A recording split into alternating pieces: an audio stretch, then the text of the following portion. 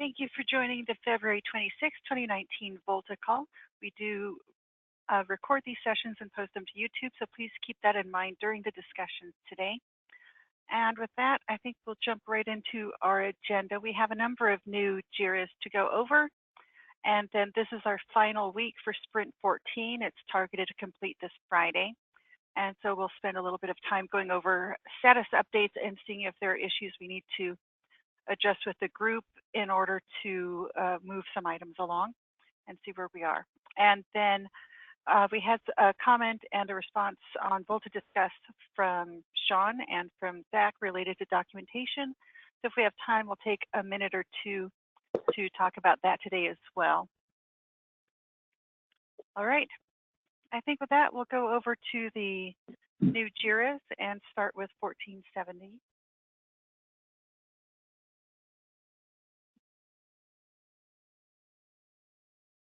Okay, and this is a new task that was opened up by Chip and is worked by him as well. And that's on OMCI Inter-Adapter Message Protobuf Declaration. And so he has the details in there, and I think that it looks like that is under review at this time in the sprint.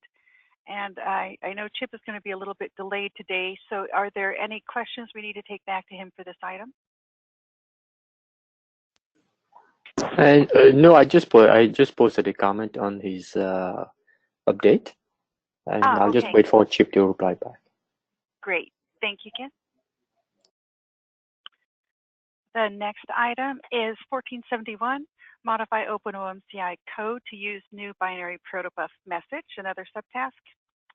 And so that one is still work to be done. So that's in a to-do state. Any questions we need to take to Chip for this item?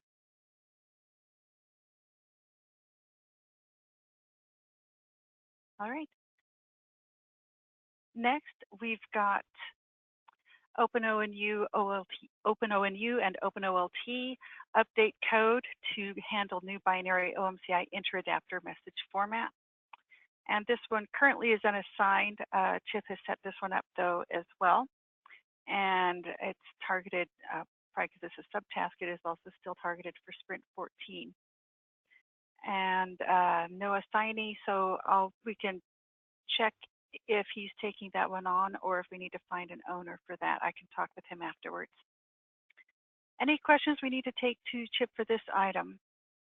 With this one, it's just you have to be aware that until we can have a proxied OMCI conversation between OLT and ONU, it's really kind of hard to work on. So this one may fall on the adapters are ready for that work. That makes sense. I see the description in here now about that. Okay, thank you. Thanks, Matt. And 1473, next item, convert and verify all OpenOLT adapter agent calls are core proxy compliant. That one is in progress by William. And any comments that we need to talk about for this item today? I mean, this work is mostly in conjunction with Matt on other OLT related work. We've pushed some more than today. I think we're still looking at what the features need to get into work. Okay. Yeah, it's kind of wholesale going through anywhere where adapter agent is called and yielding now because we have to. And as we discover things that may inadvertently break, we'll fix them. But yeah, this is all new core work. Okay, thank you. Any other questions or comments? Just as a reminder, during that process, we may find that some of the APIs, like we already saw that there are some APIs missing, but if we find that some APIs need to be changed as well, and that's all right. We don't have to force compliance to it. If it doesn't make sense and requires changes, then we'll have to do it. Yeah, understood. Yeah, as we find them, we'll add tasks. But yeah, thank you. All right. Any other comments or questions? Okay. Next item is 1474. Implement get child devices in Go and Python libraries. And yeah, this is a good example what we just talked about. The new core needs to have the get child devices implemented and extended to kind of match the old one, where you could search for serial number or parent port number. There was a number of ways of searching through child devices. I'm kind of sort of looking through this one right now. I may submit a patch so that Ken can look at it and make sure that my understanding is correct. But there'll be more of these come along, I'm sure. Yeah, for sure. So, Matt, do I need to change the assignee to you, or should I leave it as Ken at this point? You can change it to me. That's fine. We'll sort it out. Okay. Thank you. Any other comments on that task? Okay. Next item, 1475, update VOLTHA Go Python and PondSim to use PyVolta. Yeah, this is just, again, now that we're all using a shared library, removing any old or any copies of references of code in different places. Okay. And Ken, I see this one is assigned to you. Yeah, that's correct. Okay.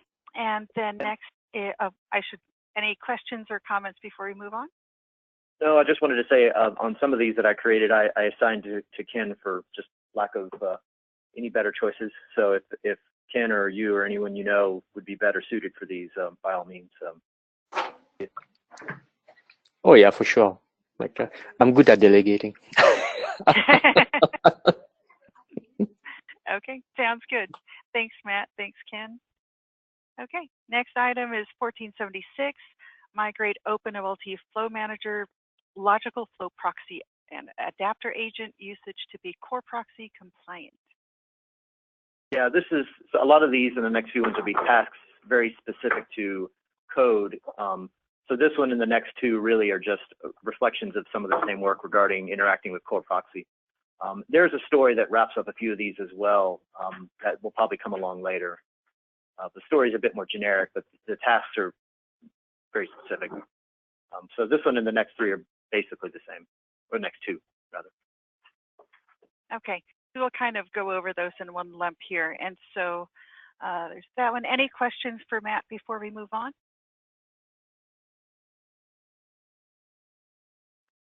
Okay, and then here's the next one he mentioned that's similar is 1477, and then 1478 on the OpenOLT Statistics Manager Adapter Agent.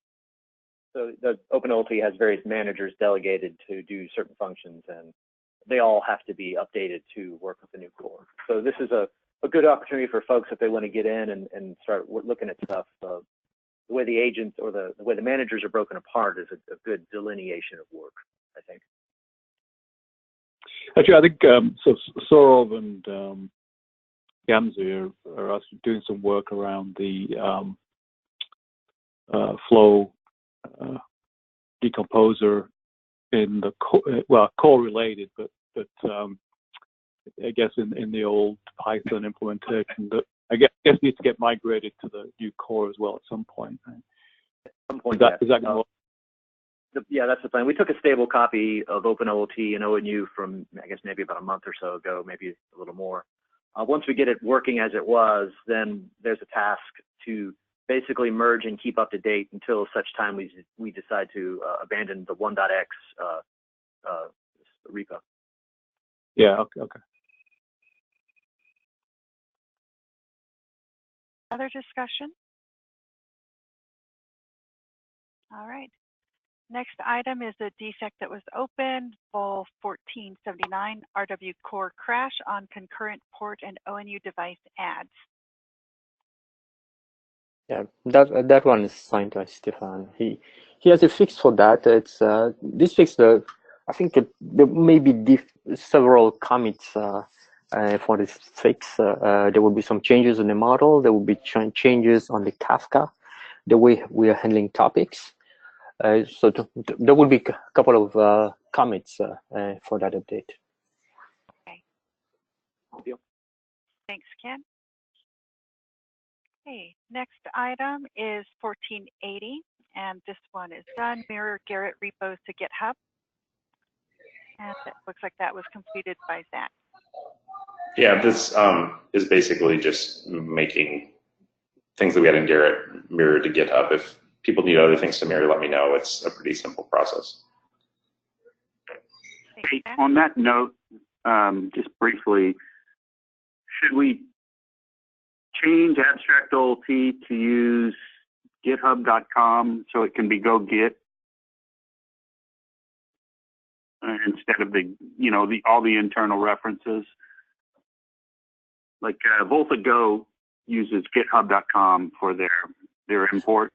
I'm using Garrett, but you can't go get from Garrett. I've been able to go get from Garrett, but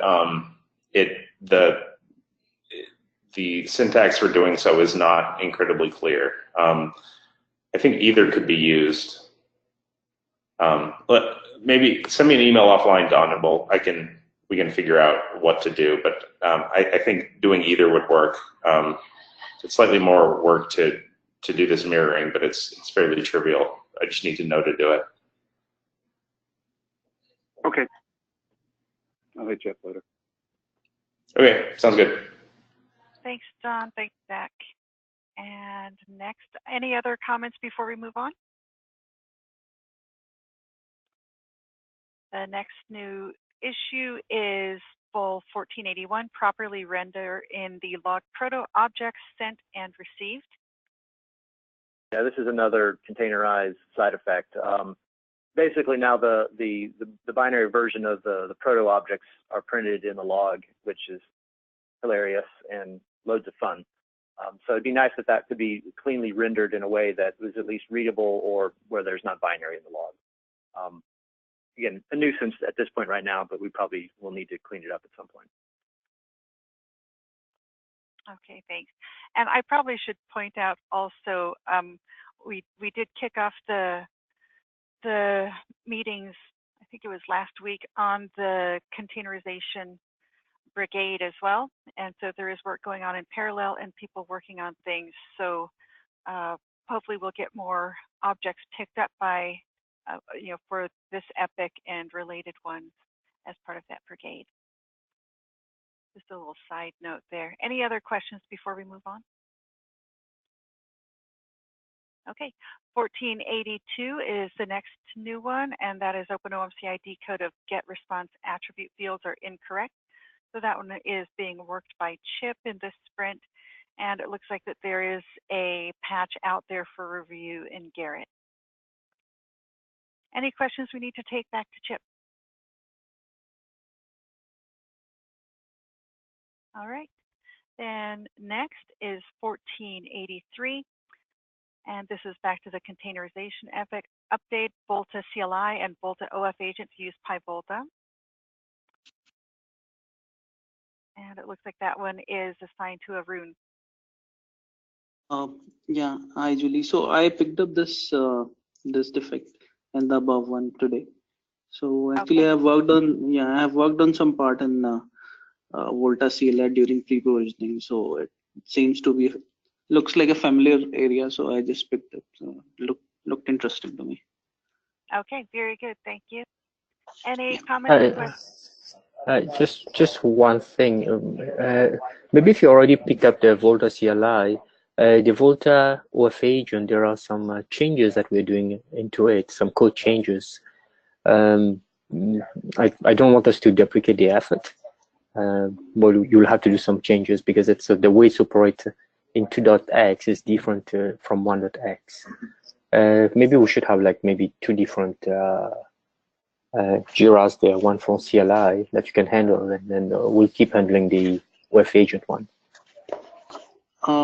Yeah, I think that will also work. So maybe we can create a different one for VOLTHA OF agent. Yeah. Okay. Also, it's probably worth mentioning too that given, I guess, what Ken mentioned in the work that's being done on OF agent, I think it'd probably be best to leave both of those under the VOLTHA Go repo for now. They can still just be built from under there, so everyone we don't have to worry about again copying more code around again. Yeah, we can do that for now. Yeah. So you're saying for both VOLTHA OF agent and VOLTHA CLI? Yeah, I mean, again, it's an open question, but given what Ken just said, if there will be changes coming along the OF agent, they're probably working on it under the VOLTHA Go repo. So maybe the first pass at this would be take VOLTHA ZLI, VOLTHA OF agent in the current repo where they are today, get them using PyVolta, and then Ken's changes come along at or at the same time maybe, and then maybe at some point later we can break them out into their own repo. Yeah, I agree with that. Sure.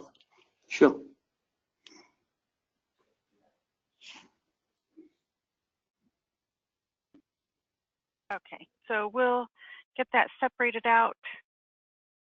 Do you want me to do that after the call to duplicate it over, or Matt, do you want to do that, or anyone else? I'll create the VOLTHA OF agent, Jira. Okay, thanks, Ken. Okay, then any other items before we questions before we move on? Okay, 1484 is the next new issue, removal and verification of logical device and port functions in OpenOLT. And Arun, this is, I think, the other one you just mentioned that you picked up as well. Yeah, that's great. Okay, any questions or comments from the group?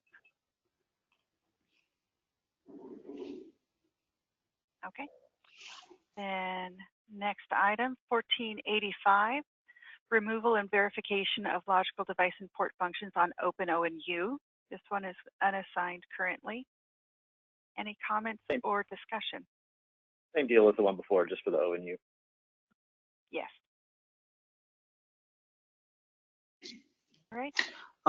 Yeah, actually, I didn't pick it up because I haven't worked any time for the ONU part. So just let me complete with the OLT and then we can see on that. Yeah, that's perfectly fine. Okay. Yeah. Thanks, Arun. And next item then, 1486. This is convert and verify all OpenONU adapter agent calls are core proxy compliant. I am actually working on that right now. Okay, let me add this to you. And then put it in progress. Yes, please. If I can get there we go. All right, thank you. Any questions before we move on? Next item then is 1487, verify and fix ONU indication. This one, Matt, you're working as well. Yeah, same deal. When discovery indications and regular indications come in on the OLT, we need to make sure that the functions on the ONU are called, and there's going to be some changes there.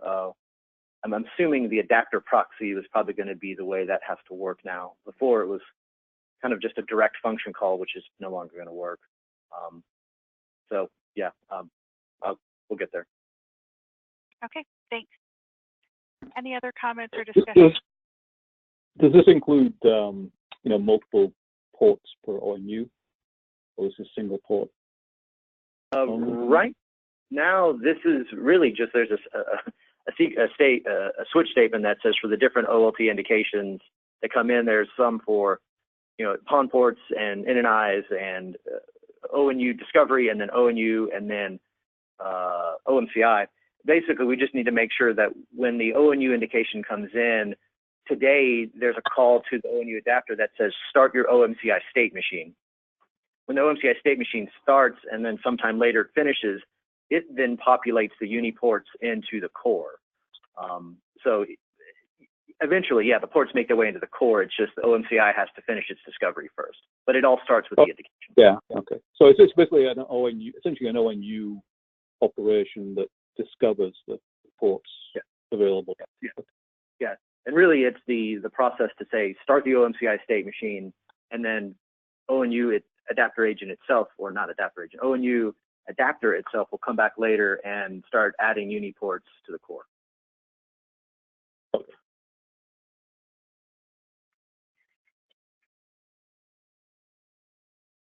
Any other comments or discussion? All right, then we'll move on to 1488. This is the next new issue, OpenOLT, preserve and verify indications handling, part of the containerization again. Yeah, so again, this is just the storified version of a lot of stuff here. I kind of realized later that stories might be better. And this just kind of enumerates the different indications. But again, this and the next few are a little higher level, which could result in multiple tasks, which we basically went through a few of them already. Okay. So any questions from the group? If so, we'll kind of go through the next few in a batch. All right, go on to 1489, which is properly handle flows delivered from 2.0 core.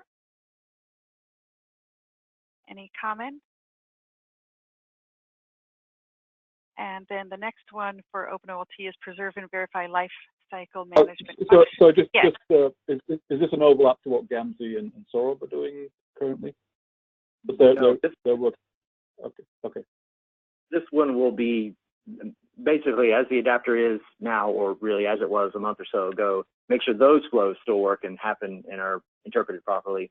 And then when we merge in the newer tech profile changes, there will be changes to, again, the adapter to merge them in, to OF agent to merge those changes in, and likely to the core itself. So I consider that maybe to be a set of subtasks after we get the initial pass working. Yeah, and maybe we should have some kind of meeting or something, just because tech profile is kind of heading towards completion. So maybe we should just align everybody around, what the changes are there and what other changes need to go in as well. So we'll maybe organize that as a Thursday meeting or something. Okay. So Sean, I have a question then for you. Do you think, is that something I wasn't quite understanding, if we need to schedule a separate meeting for that, or if we want to try and handle it during like one of our Tuesday or Thursday meetings? Well, I think as we approach completion of the tech profile work, it's probably worthwhile just reviewing that work and the changes that are going to go into plan changes to the core, and just to make sure everyone's on the same page. Maybe we can have. Okay. Well, maybe I'll work with you to schedule a meeting just to discuss that. Okay. Once we reach completion. Okay. Yeah, just keep me in the loop as you start to near in on a completion date, and we'll get something lined up. Thanks. I do know that it'll go beyond just the adapters because of, like you said, OF agent changes and core decomposition changes itself. So it'll probably touch everybody all the way. Right. Yeah. All right. Anything else before we go to the next item? Okay. Then we've got 1490 is OpenOLT preserve and, we just talked about this. I read it off. Preserve and verify lifecycle management function. Create, disable, enable, delete, reconcile, stuff like that. And then the next one, 1491, is verify logging in standalone process for OpenOLT. So rotation, rendering, basically now these processes have to manage their own, make sure that we can log level them appropriately and things like that. And next item then is 1492, OpenOLT preserve and verify statistics and alarm collection.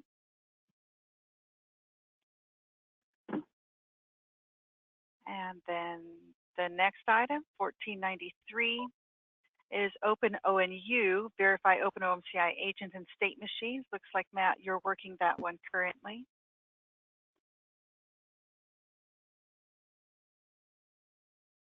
$14.94 is OpenONU, verify Uniport's creation and management. And that one we don't have an owner currently. Yeah, but it'll follow. Okay. When the OMCI state machine finishes, it'll lead right into Uniport. Yeah, okay. So that will get picked up then. Thanks. Next one, 1495, OpenONU properly handle flows delivered from the 2.0 core. Any questions from the group? And then the next one, OpenONU preserve and verify lifecycle management function. So the paired one, what we saw for the OpenOLT. Okay, let me refresh, see if there's anything that came in while we were discussing, and I don't see anything new. So I think that's our recap of the new issues that have been open since our previous meeting. So we've got a lot of work kicking off with the containerization brigade. And then I think the next item on our agenda is to go over where we are in Sprint 14. I'm also going to take just a quick moment, and I'll clean this up on the slide. I just had to copy something over before.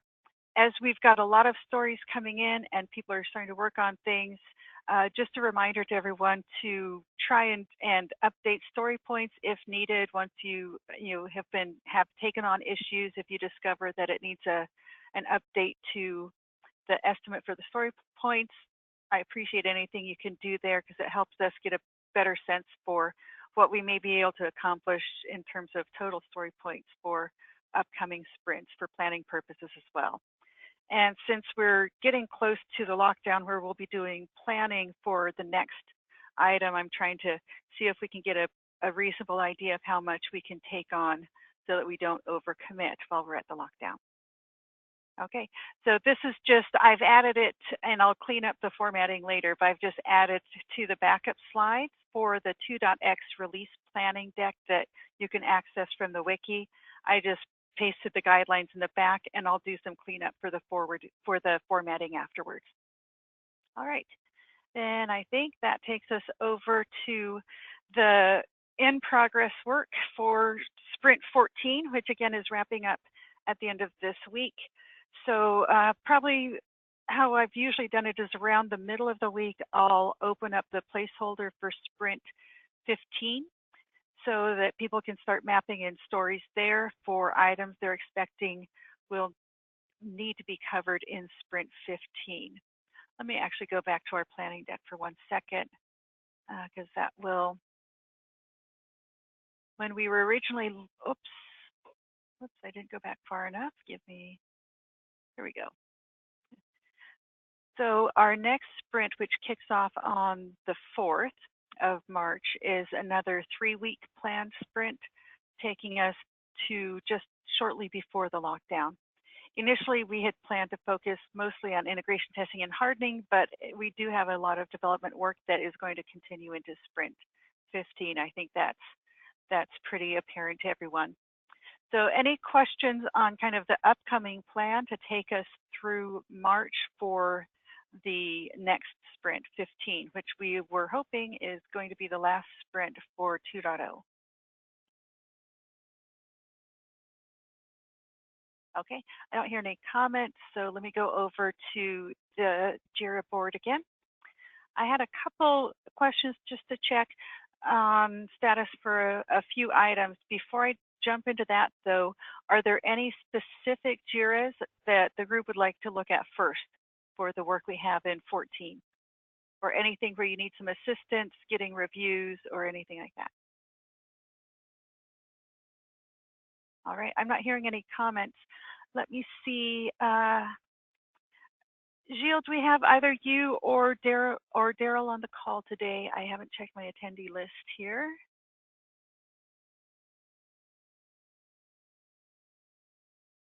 Okay, I'm not seeing. Do we have anyone from North Fork on at the moment? Okay, this one, it looks like there is a problem getting it to pass Jenkins.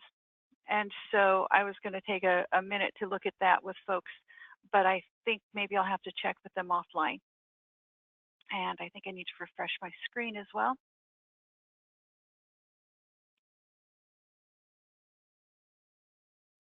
Okay, and I think let me see which number I want to go to, 1406.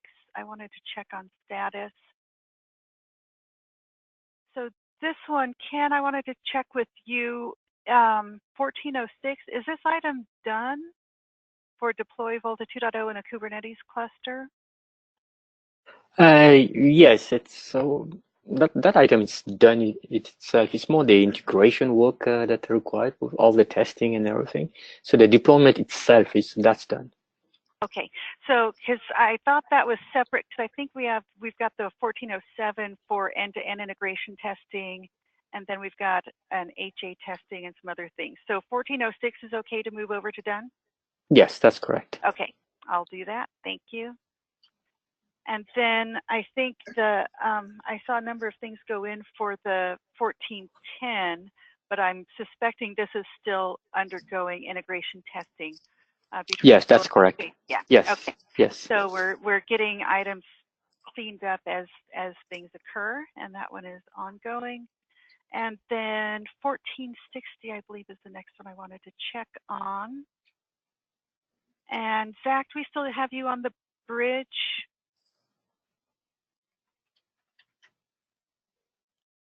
Yeah, I'm here. Okay. I'm still working on this, but I haven't had a chance to make much progress. Okay. Because I had other responsibilities. Okay, no problem. I just wanted to check, make sure we had the correct status here. So that is in progress then. And do we think it'll complete this sprint, or which is the end of the week? It is the next thing on my plate, but I'm not sure how quickly my plate is going to get empty. So. Understood. All right. That was those were the specific ones I had wanted to check with the group. And then I think other items, there are a few other reviews out there currently. We just went over a bunch of the new items that you see in the to-do column. So we have a lot on our plate still for this. Any other specific items that the group needs to look at for JIRA today? Okay, then I think what I'll do, since we've got the tech profile brigade going along and kind of caring for those items, we've got the containerization brigade going on caring for those tasks as well. I don't think I need to go into status updates on those on this call today, since I had no requests from anyone. So if it's all right with everyone, then I'll move on to our next topic, which, let me see, Sean Ying, are you on the bridge? I am. You are? Okay. And I know we have Zach here as well. We had just a couple comments after I sent out the agenda related to the documentation. So I can bring that up here. So Zach, I know you had opened that one item. We talked about doing a discussion or a presentation on that sometime. So I just wanted to kind of open the floor for this topic today, if we wanted to take a few minutes to talk about documentation for 2.0 and how we think that we should proceed. Julie, yeah, I can start. So if you'd open the ticket, the VOLTHA 1425 ticket.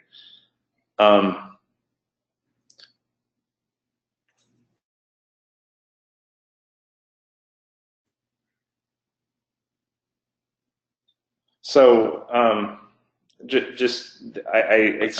have some issues that were listed here. So the way that in the CORD project, which is the other project that is primarily using Gitbook, we have the guide website, which is the guide.opencore.org that people have probably seen. The way that works is we have a documentation repo, and the documentation repo has the ability to check out other repos and then place them in a directory hierarchy, and then run the Gitbook tool, which can take markdown documentation and transform it into a website, adding images and text and offering the ability to link between things. And so basically, if you want to be ready to use Gitbook, you just have to make sure that you have documentation written that's in markdown format.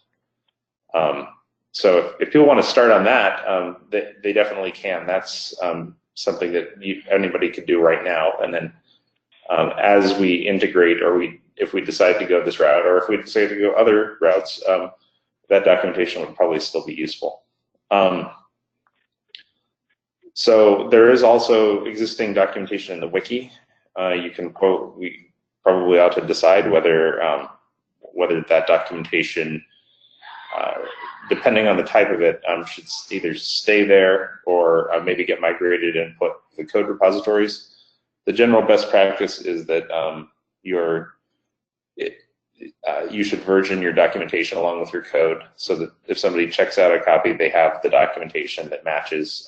And then when we do a release, there is some tools that we used for, at least in the core side of building the Git book, to give a versioned experience to people looking at the documentation. If you go back to the email, there should be a link to the guide site, and I can show how that works. So there's wiki documentation right now around technology profiles, and technology profiles is supposed to coming in a 2.0 release. So would it be better to convert that at this point?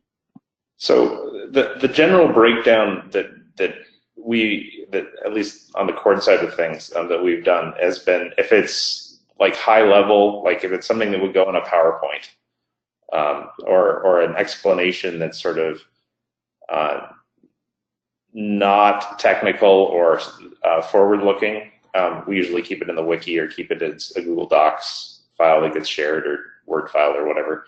But once it starts getting to be closer to the code, or if it explains how things work from a technical perspective, it's generally better to put it in the code repo, because those technical details might change, and somebody might happen upon on the wiki a version that describes an old, that has basically you want to make it so that people find the right version of the documentation, and if that's put with the code and versioned along with the code and updated along with the code, then it's more likely that they're going to find the right documentation. Yeah. Okay. And to that point, if you go to Julie, if you go to the installation guide, you can see that at the top there's a thing that says Master Devel in the top left column. Yeah, you can go there and go back to various versions and get the version of the documentation that's suited for your needs. So you could go back to 6.1 and see exactly all the instructions that might not change a lot. If you go back to like 6.0 or 5.0, it's going to be dramatically different structure, but all hosted on the same site. People can link to this. It's easier to do versions this way. There's also a search interface up the top. It's just basic text search. You can search for something. I think if you search for VOLTHA, you'll probably find a couple pages.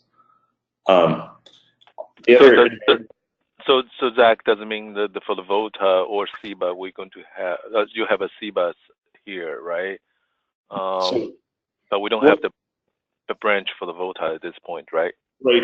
It depends what VOLTHA, how the VOLTHA community wants to do that documentation. You guys could make a entirely different site. You could have voltaguide.opencore.org, or you could, or whatever. It doesn't matter really where it gets published. The way that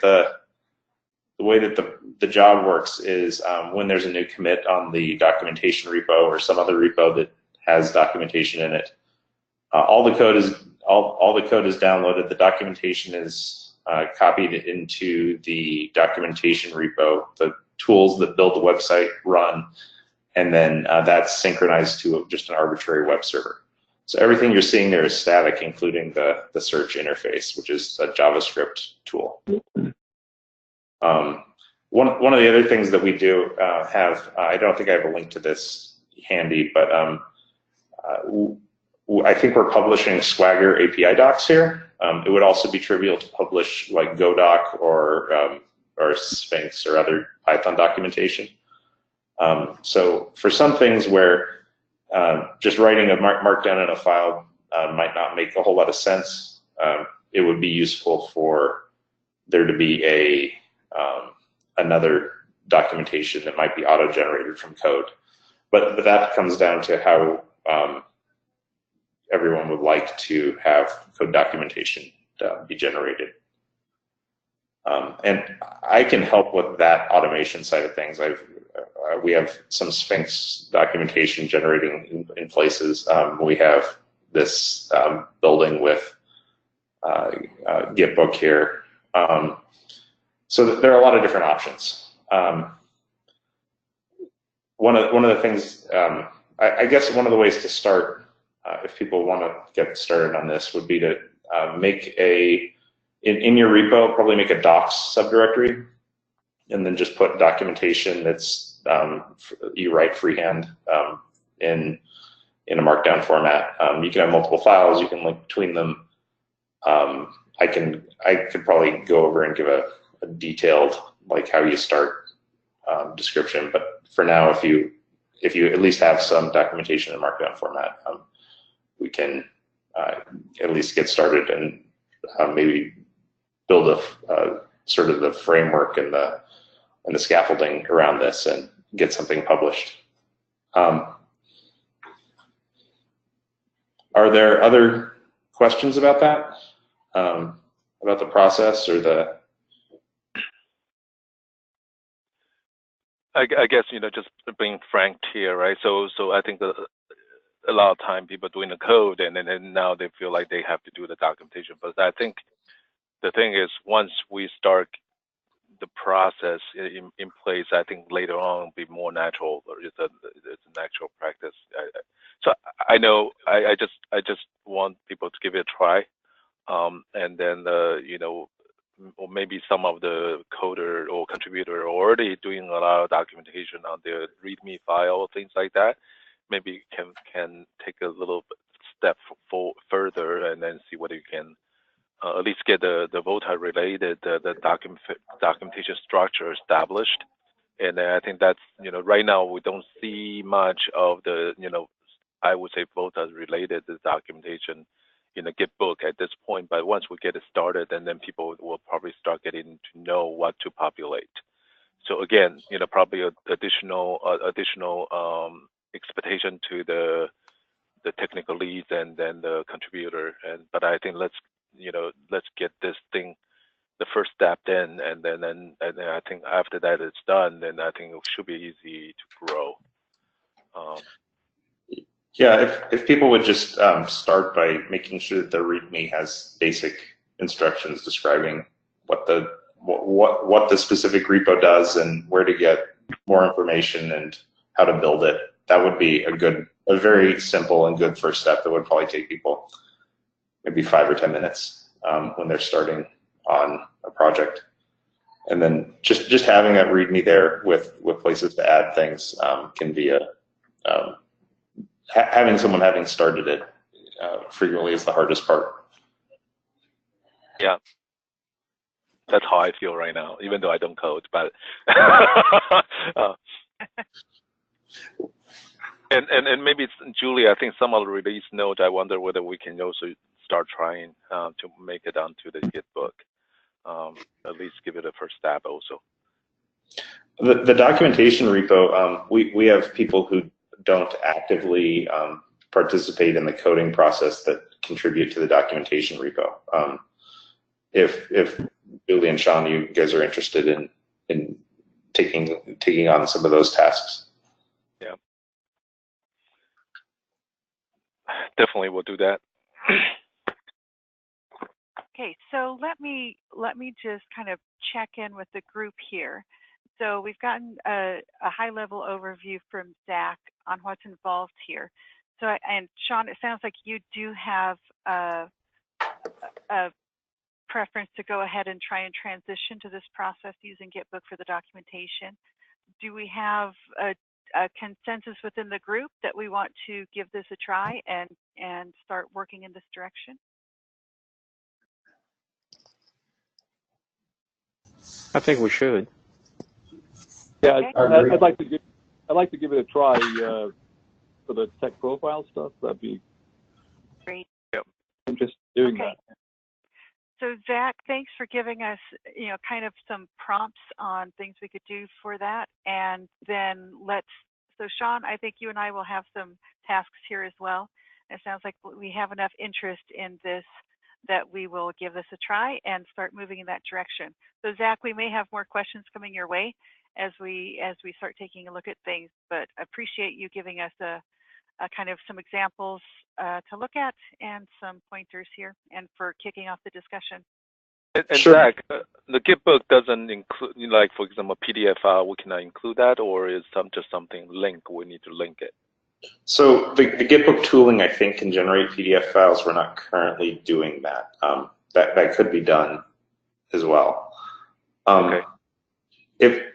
Just for feedback on this, if you'd make comments on the VOLTHA 1425 ticket, or just continue on the mailing list, that would be great. Okay, that's a good point. Yeah, if we have the comments here in VOLTHA for 1425, it'll make us easy for us to have one place to go back and look at the discussion as well. Okay, thank you for that. Anything else on the documentation topic for today?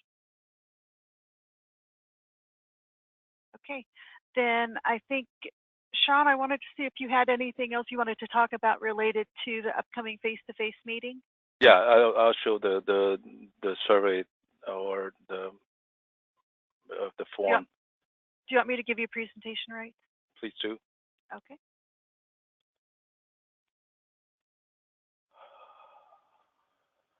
And you should have them.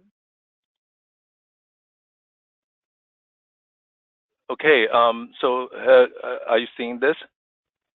Yes.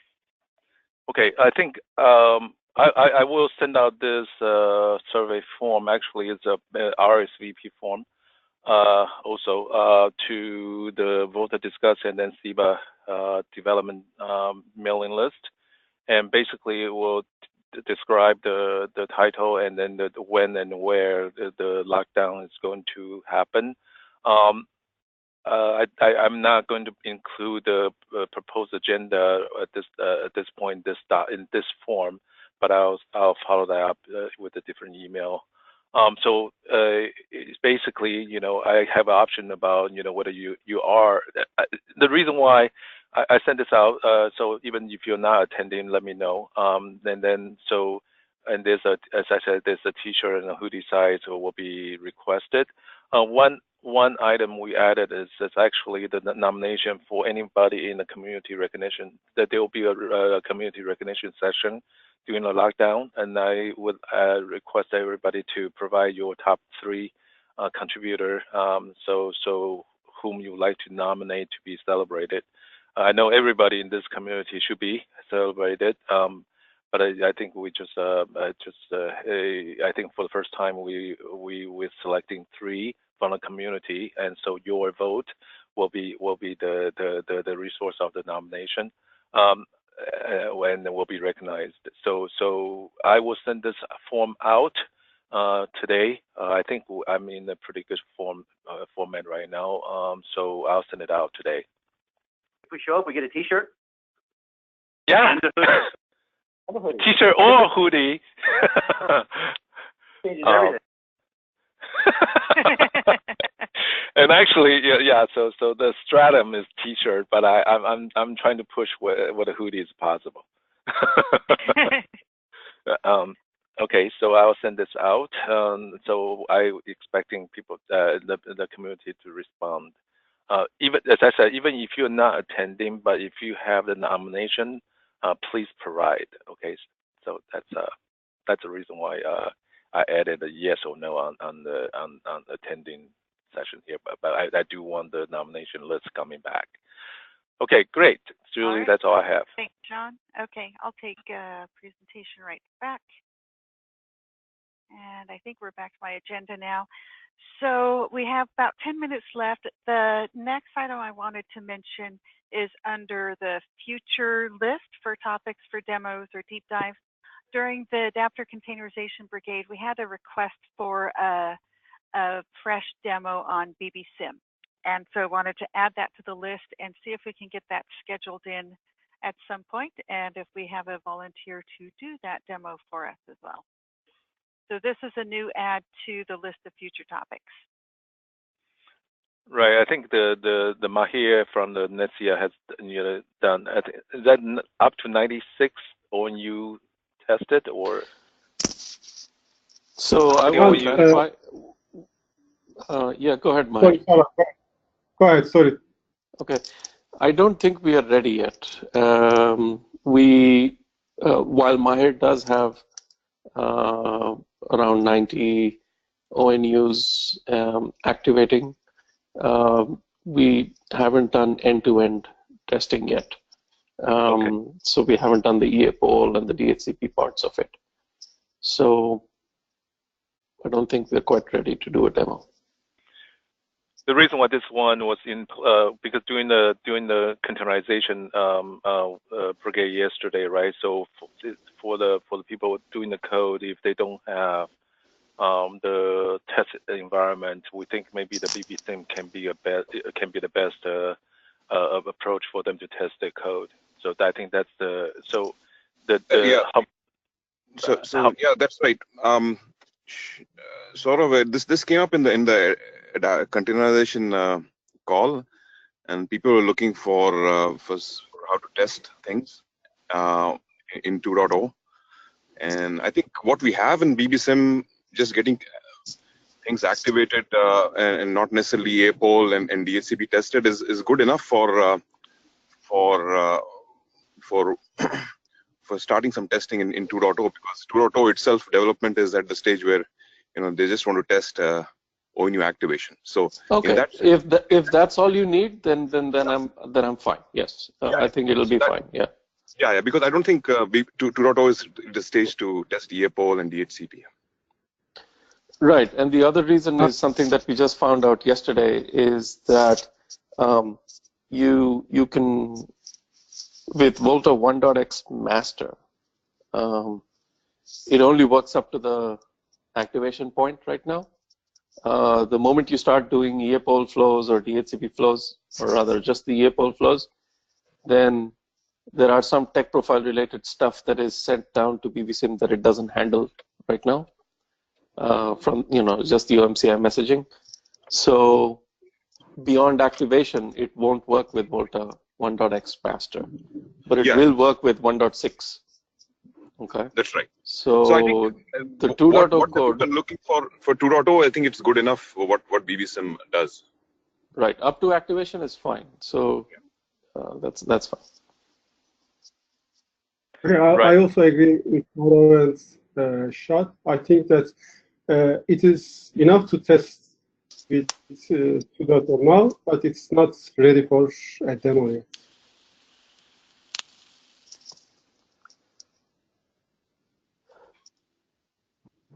Yeah, agree. Okay. Right. I think this is also the demo is so people can have another experience regarding to how to utilize the BBSIM. So I think more like a tutorial than testing the functionality at this point. Yeah, and this was specifically for those developers working on OpenOLT and on the OpenONU, because you can't test that with PONSIM. So that's. Yep. Okay, so I think I do hear agreement that a limited scope demo is acceptable at this point. Do we have a date that we would like to target for that during one of our Tuesday or Thursday calls, and then also someone who would be willing to do the demonstration? I'm wondering whether this Thursday will be possible, because I think the people earlier to get a hand on the BBSIM, the earlier, right, the better. And the other one also under the VOLTHA wiki page, there is a BBSIM page put together by the Keita-san, I believe. I wonder whether that page is still up to date. So I'll check with the Keita-san on that one. But if we can do that, Julie, let's see whether we can schedule some member to do the demo on Thursday. Okay. All right. I think that's the 28th.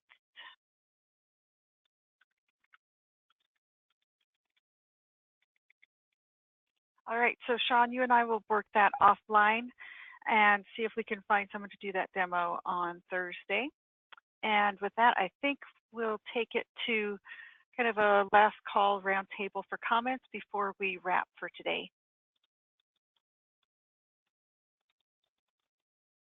All right, I'm not hearing anything from the group.